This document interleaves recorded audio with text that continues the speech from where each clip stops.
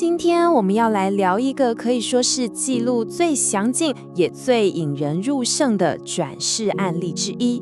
故事的主角是一个小男孩，但他记得的却是二战时期一名战斗机飞行员的人生。这不只是一个离奇的故事，更像是一桩悬案，充满了线索、证据还有争议，等着我们一起来解开。 Watches the pilot burn, feels the heat every time. He wakes, but the fire stays inside. 你可以想象一下那个画面吗？3更半夜，你被自己2岁儿子的尖叫声给吓醒，结果他声嘶力竭喊出来的不是什么梦到怪兽，而是这些让人听了都毛骨悚然的话。对他的父母来说，这就是整个谜团的起点。好，故事的主角呢，就是这个看起来再也平凡不过的家庭——莱宁杰一家人。爸爸是公司主管，妈妈是芭蕾舞老师，生活很平静。他们当时怎么也想不到，接下来发生的事会彻底颠覆他们所认知的一切。好，我们调查的第一章就从这些反复出现的梦魇开始。但我要先说，这可不是什么普通的噩梦哦。你看哦，詹姆斯的梦魇不是偶尔发生，而是非常规律。1个礼拜甚至会发生到5次，而且内容都一模一样。他会不断地重复那个恐怖的画面：飞机着火坠毁，里面的驾驶员逃不出来。你想想看，对他的爸妈来说，每天晚上看着自己的孩子这样，简直就是一种折磨。而且啊，这个创伤不只是在睡觉的时候，白天他会一直画，一直画，画的都是这种充满炮火跟坠机的战争场景。但你看这张图，最奇怪的地方是什么？就是他的签名，詹姆斯3号。为什么是3号？这个细节你先记着，它等一下会变得很重要。接下来事情就变得更具体了。詹姆斯开始说出一些非常惊人的细节，这些细节就把他的梦魇从单纯的噩梦变成了一条条可以追查的线索。大家听听看这些线索。他说，飞行员也叫詹姆斯，飞机叫海盗士，从一艘叫纳托马的船起飞，还有一个朋友叫杰克拉森。我的天，你试想一下，一个2岁多的小孩，他哪里会知道这些专有名词？海盗式战机、纳托马，这完全不合理嘛！这张投影片就很清楚地让我们看到问题的核心了。左边是詹姆斯懂得的那些专业到不行的2战空战知识，他连飞机的机械缺陷都知道。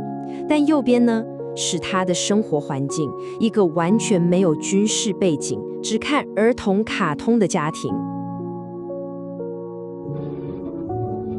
F-19 engines, vector thrust, ejection seat, 00 capability. 所以问题来了，这些知识到底是从哪里来的？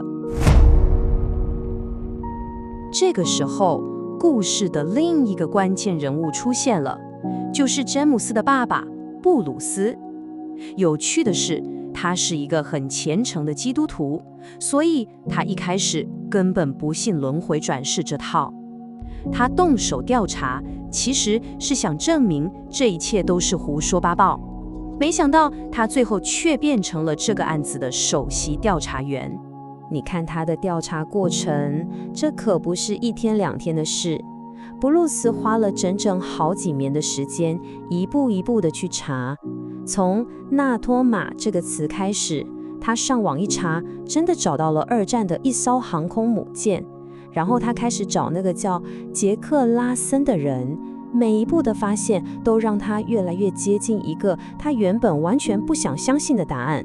经过漫长的调查，答案终于水落石出。布鲁斯找到了这个人，詹姆斯 ·M· 休士顿2世。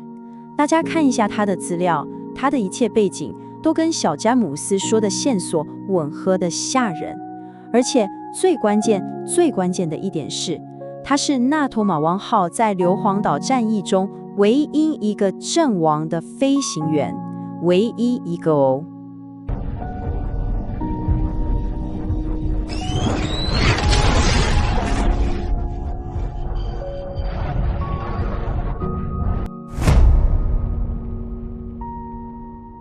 好，现在人找到了，我们就来到了整个谜团最核心的部分。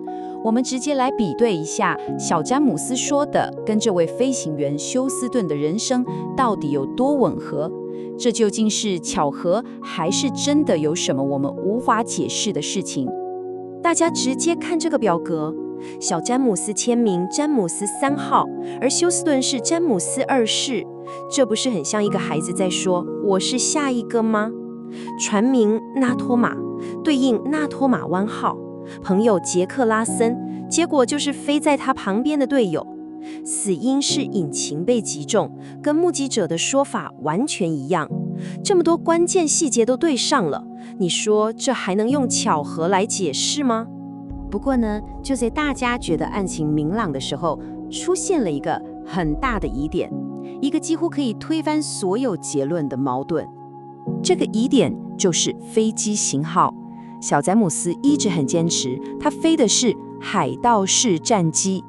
可是啊，所有官方记录都显示，休斯顿被击落那天，他开的是另一架叫做野猫式的战斗机。你看，这就麻烦了。一个飞行员怎么可能记错自己开的飞机？这是不是代表整件事真的只是小孩子的胡思乱想？正当整个调查好像要卡关的时候，一个超戏剧性的转折出现了。休斯顿还在世的姐姐寄来了一张老照片，你看看照片里，詹姆斯·休斯顿就骄傲地站在一架海盗式战机前面呢。原来他虽然是在野猫式战机上阵亡的，但他之前就是海军测试海盗式这款新飞机的飞行员之一耶。这就完美解释了为什么他对海盗式战机这么熟，连那个轮胎容易爆胎的毛病都知道。好，随着这个故事越来越多人知道，当然也引来了很多的质疑。一场关于记忆、信念跟科学的激烈辩论就这样开始了。这场辩论啊，基本上就是两派看法。怀疑论者就觉得，哎呀，这整个故事都是靠爸妈转述的，记忆会出错嘛？他们可能不知不觉引导了孩子，甚至有人说得更难听，说这是一场骗局。但是研究这个案子的塔克博士就狠厉地反驳了。他说，很多最关键的线索，像是纳托马这个名字，都是在找到休斯顿这个人之前就白纸黑字记录下来的，这就排除了事后去凑答案的可能性，对吧？在经历了这么多调查争议之后，这个故事最终还是要回到一个家庭本身。他们决定带着詹姆斯回到那个历史发生的地点，希望能够为这一切找到一个心灵上的解脱。